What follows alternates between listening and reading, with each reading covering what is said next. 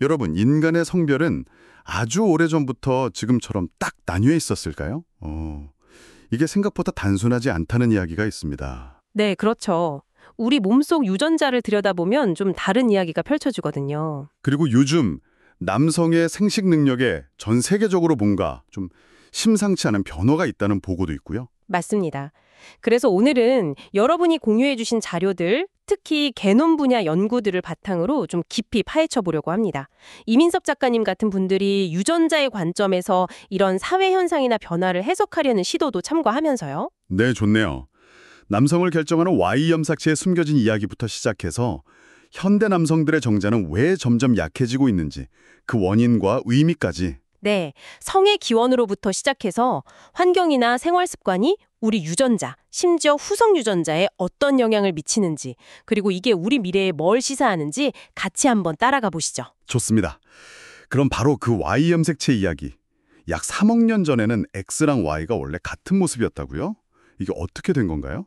정확히는 원래 성별과 상관없는 보통 염색체 한 쌍이었어요. 상염색체라고 하죠. 아, 네네. 그러다가 그중 하나에 성을 결정하는 핵심 유전자 SRY라는 게 딱 등장하면서 운명이 갈린 거죠. SRY요? 네, 이 유전자를 가진 쪽이 Y 염색체가 된 건데요. 이때부터 X 염색체랑 유전 정보를 활발하게 섞는 재조합을 거의 안 하게 돼요. 뭐랄까, 오랫동안 연락 끊긴 형제처럼요. 아, 유전 정보를 교환을 못하면 뭔가 오류가 생겨도 고치기 어렵거나 새로운 걸 받아들이기 힘들겠네요. 그렇죠.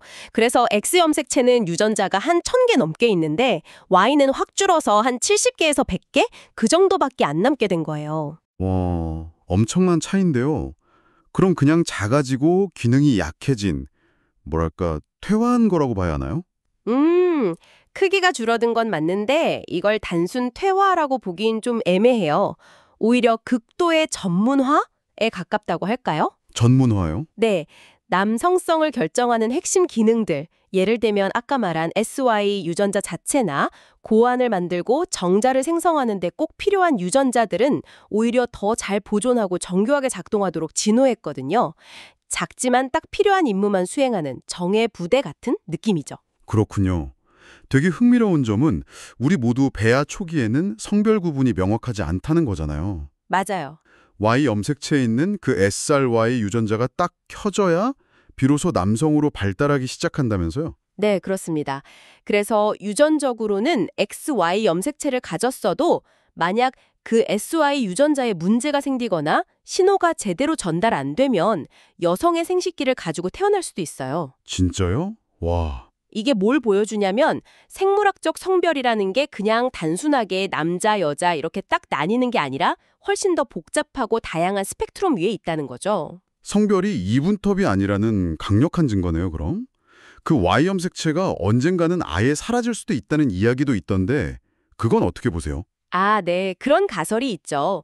실제로 일부 살치류 중에는 Y 염색체 없이 다른 방식으로 성을 결정하게 진화한 종들도 있고요. 오, 근데 인간의 Y 염색체는 또 나름대로 자체 복구 시스템 같은 것도 있고 비교적 안정적으로 유지되고 있어서요. 당장 뭐 내일 모레 사라질 거다 이렇게 보긴 어렵습니다. 그렇군요. 그래도 뭐 미래에 유전자 편집 기술 같은 게 막 발전하면 성 결정 방식 자체가 또 어떻게 바뀔지는 모르는 거고요. 그렇죠. 예측 불가능한 변수가 생길 수 있죠. 결국 Y 염색체의 역사를 보면 성별이라는 게 고정된 게 아니라 진화 과정에서 계속 변해온 좀 유동적인 개념이라는 걸 알 수 있어요. 네.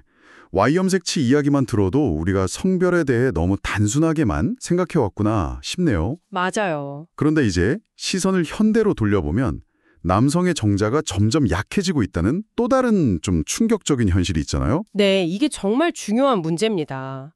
전 세계적으로 남성 정자 수가 줄고 또 정자의 질, 그러니까 활발하게 움직이는 정자 비율이나 정상 모양 정자 비율이 떨어지고 있다는 연구가 계속 나오고 있어요. 어느 정도인가요? 특히 좀 충격적인 연구가 있었는데 1973년부터 2011년까지 서구 남성들의 평균 정자 수가 무려 59%나 감소했다는 거예요. 59%요? 와, 거의 절반 이상이네요. 네, 이게 그냥 몇몇 사람의 문제가 아니라 인류 전체의 생식 건강과 관련된 문제라는 거죠. 원인이 뭘까요? 이게 뭐 특정 유전자 문제만으로는 이렇게 짧은 시간에 전 세계적으로 나타나는 변화를 다 설명하긴 어려울 것 같은데요? 정확한 지적이세요. 물론 뭐 DAZ 유전자 영역 문제라던가 Y 염색체 일부가 없어지는 미세 결실 같은 유전적 요인이 남성 난임의 원인이 되기도 해요. 네. 하지만 이런 유전 문제만으로는 지금의 전 세계적인 급감 현상을 다 설명하긴 어렵죠. 여기서 이제 주목해야 하는 게 바로 후성 유전학입니다. 후성 유전학이요? 그 유전자 자체는 안 바뀌는데 환경 때문에 기능이 달라질 수 있다는 거였죠? 맞습니다. DNA 서열, 즉 하드웨어는 그대로인데 어떤 유전자를 켜고 끌지 조절하는 소프트웨어가 바뀌는 것에 비유할 수 있어요. 네네. 예를 들면 아버지의 식습관이나 스트레스, 어떤 화학물질 노출 경험 같은 게 정자 DNA에 메틸화 같은 후성 유전학적 표지를 남길 수 있다는 거예요. 그런 표지가 다음 세대까지 전달된다고요? 네, 그럴 수 있다는 연구들이 나오고 있어요. 실제로 고지방 식이를 한 수컷쥐의 새끼들 정자기률이 좀 떨어졌다는 동물 실험 결과도 있고요.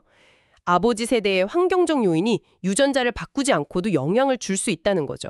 와, 아버지의 생활 방식이 자녀의 생식 능력에까지 영향을 미칠 수 있다니 정말 놀랍네요. 그럼 환경적인 요인은 더 직접적이겠군요. 현재로서는 가장 강력한 원인 중 하나로 보고 있습니다. 우리가 매일 쓰는 플라스틱 용기 같은 데 들어있는 환경 호르몬, 뭐 비스페놀 A, BPA나 프탈레이트 같은 거요. 그런 내분비 교란 물질들이요? 네, 그런 물질 노출이 심각한 문제로 지적되고요. 또 고환 온도가 높아지는 것도 안 좋은데 노트북을 허벅지에 오래 두거나 너무 잦은 사우나 이용 같은 거요.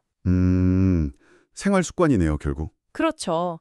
그리고 뭐 아직 논란은 좀 있지만 과도한 전자파나 스마트폰 블루라이트 노출 가능성도 이야기되고요.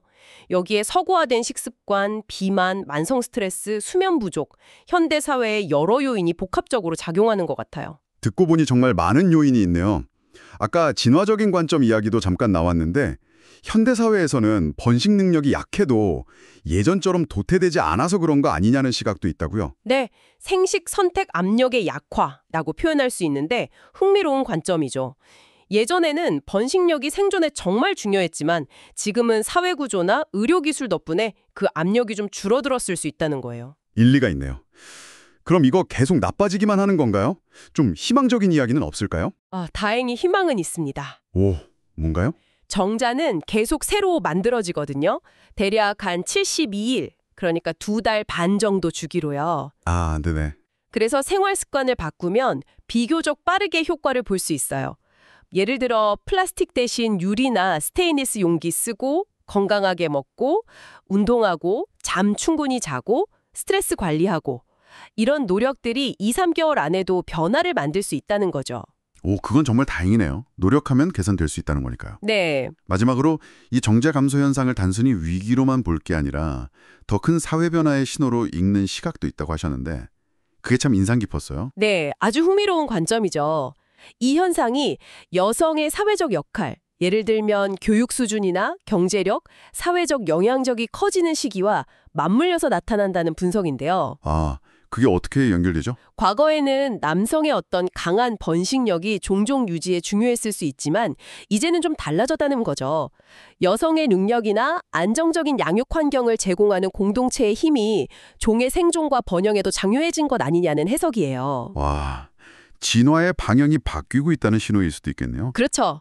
어쩌면 진화의 무게중심이 강력한 단일 정자에서 건강한 공동체와 안정적인 양육 환경으로 이동하고 있다는 생물학적 신호일 수 있다는 거죠. 정자의 변화가 우리 문명이 나아갈 방향을 보여주는 일종의 생물학적 나침반 같다는 해석도 가능하고요. 정말 깊이 생각해볼 문제네요.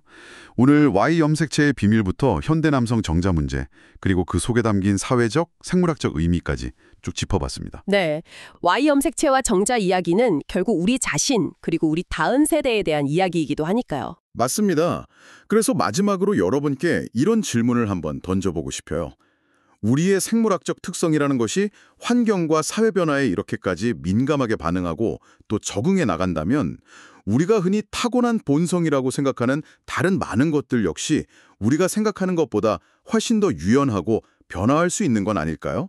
네, 그 질문에 대한 답은 한번 각자 생각해 보시면 좋을 것 같습니다.